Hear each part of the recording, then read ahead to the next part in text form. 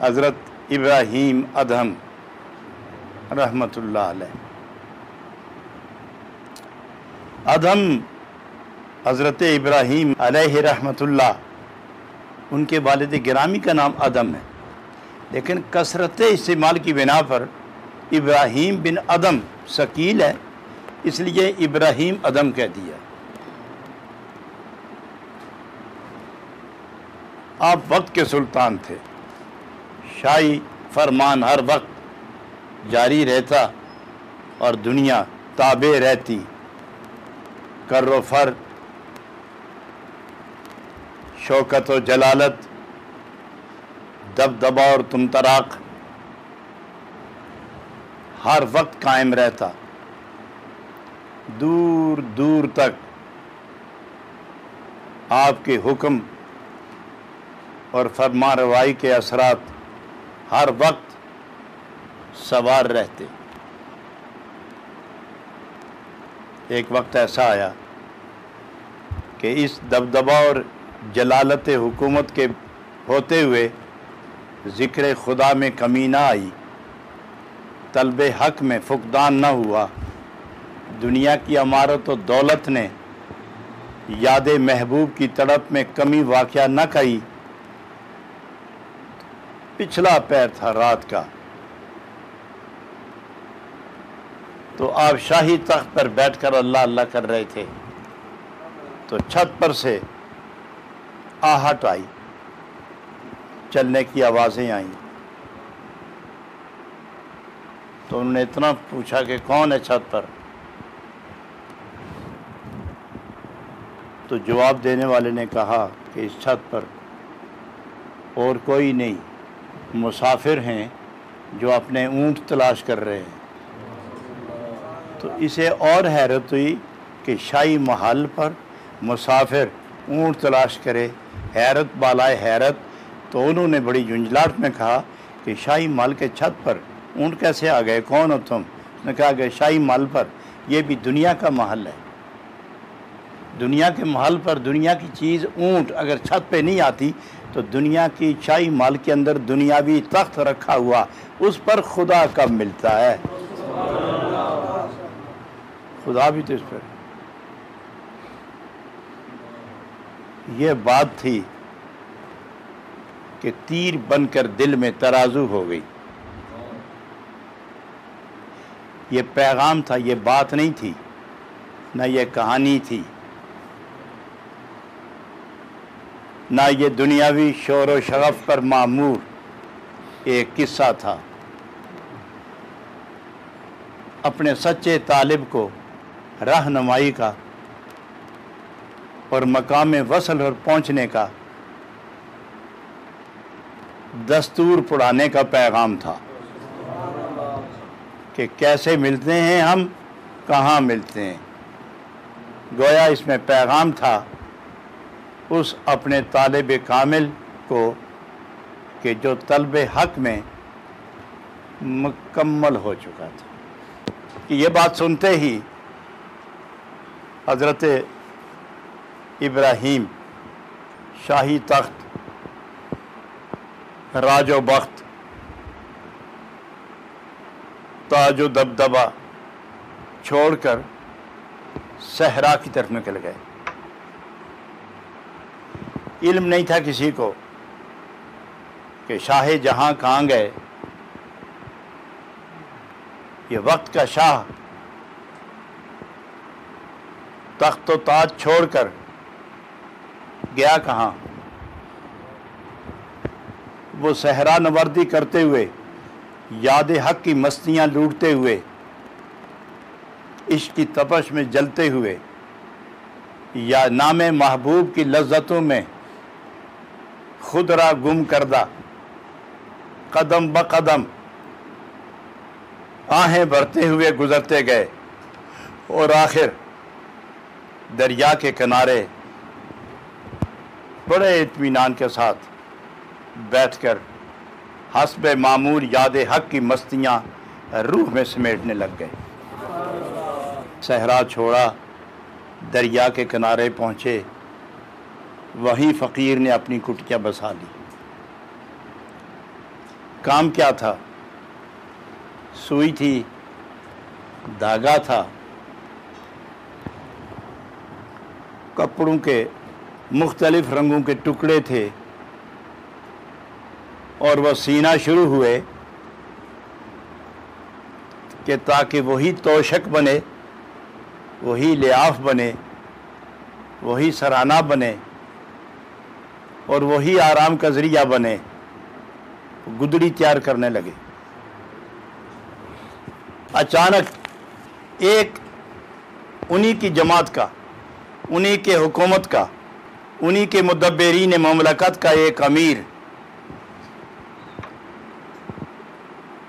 تلاش شاہ میں پھرتے پھراتے دریا کے کنارے آیا تو دور سے اسے ایک حرکت نظر آئی، اور اسے گمان و احساس ہوا کہ یہ کوئی انسان ہی ہو سکتا ہے جو پانی کی تلاش و طلب میں تھکا ہوا مسافر یہاں آ کے بیٹھ گیا۔ ممکن ہے اس کو ابراہیم بن ادم کا کوئی علم ہو، چلو اسی سے پوچھ لیتے۔ جوں وہ قریب آتا گیا وہ وزیر تو اپنے بادشاہ کے روب و جلال و دبدبے کا تو اس کو علم تھا ہی، لیکن جوں وہ قریب آتا گیا سانس کی رفتار تہ و بالا ہونے لگی۔ جب بالکل ہی قریب آیا تو اسے پتہ چلا اس کا چہرہ ابراہیم بن ادم کا چہرہ ہے، لباس کسی فقیر کا ہے، چہرہ ادم فقیر کا ہے۔ قریب جا کے دیکھتے ہیں، دیکھتے ہی پوچھا السلام علیکم، آپ ابراہیم بن ادم ہیں؟ تو انہوں نے بڑی بے اعتنائی سے، لاپرواہی سے سر اٹھایا، دیکھا تو واپس گدڑی سینے لگے۔ تو چونکہ وہ اپنی گدڑی سی رہے تھے، مگر کمال یہ ہے کہ جب وہ سوئی کپڑے میں جذب کرتے، نکالتے، کھینچتے، دوبارہ تیار کرتے، تو سوئی کی ہر حرکت کے ساتھ ان کے جسم کی 360 رگیں ذکر اللہ میں مشغول ہوتی تھی۔ کپڑے کے اندر سوئی کی نوک چبھاتے تو سارا جسم پکارتا اللہ، اور جب دوسری طرف سے باہر نکالتے تو سارے جسم کا بال بال ہو کے نعرے میں گم ہو جاتا۔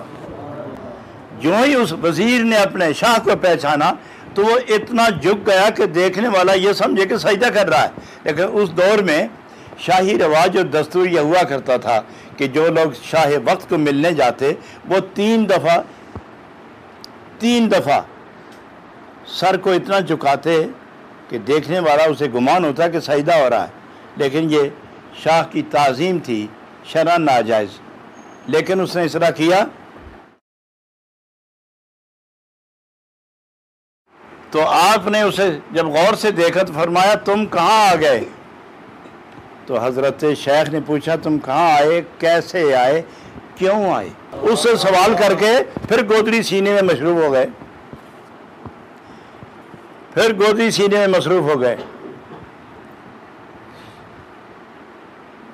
تو اس وزیر نے دل میں سوچا کہ عجیب آدمی ہے کہ 7 ملکوں کی بادشاہی چھوڑ کر یہ دریا کے کنارے صحرا میں آ بیٹھا، دھوپ ہو تو سایہ نہیں، بارش ہو تو چھت نہیں، ہوائیں ہوں تو دیوار نہیں، کوئی درندہ آئے تو رکاوٹ نہیں۔ عجیب آدمی ہے، کر کیا رہا ہے؟ تو دل میں سوچنے لگا کہ 7 بادشاہوں کی بادشاہی اس ایک کو ملی تھی چھوڑ کے، تو اب یہ گدڑی سینے میں مصروف ہو گیا۔ بالکل یہ عجیب، اس کی عقل پر اندھیرا پڑ گیا۔